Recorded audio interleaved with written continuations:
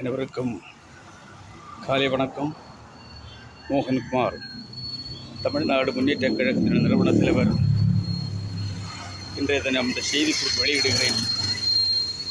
இன்று 42வது வணிகர் தினம் கொண்டாடும் இந்த வேளையில் அந்த வணிகர் தினம் வெல்லட்டும் என்றும்,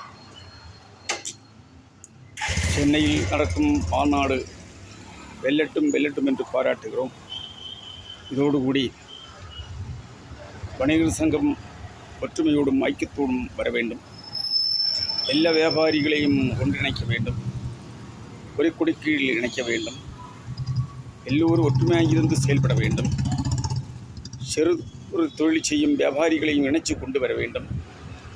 எல்லா வியாபாரிகளையும் பிரச்சனைகள் கண்டு குரல் கொடுக்க வரும் நாடுகளில் சட்டமன்றத்துக்கு திறமையான மக்கள் பிரதிநிதிகளை அனுப்ப வேண்டும்.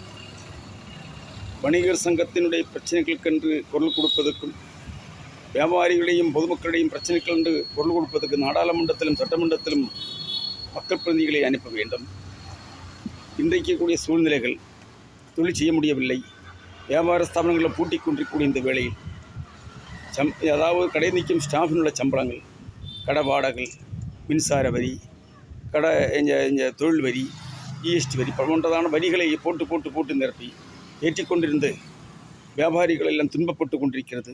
குடும்பங்களை நடத்த முடியாமல், ஒரு தொழில் செய்ய முடியாமல் நெருக்கடி கொடுக்கும் அரசுகள் அரசின் மேலே தாம் குரல் கொடுப்பதற்கு திறமையான மக்கள் பிரதிநிதிகளை அனுப்ப வேண்டும்.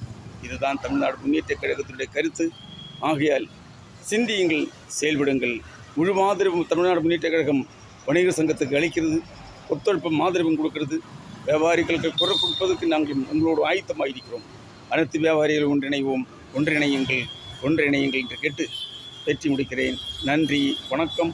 மோகன்குமார், தமிழ்நாடு முன்னேற்ற கழக நிறுவன தலைவர்.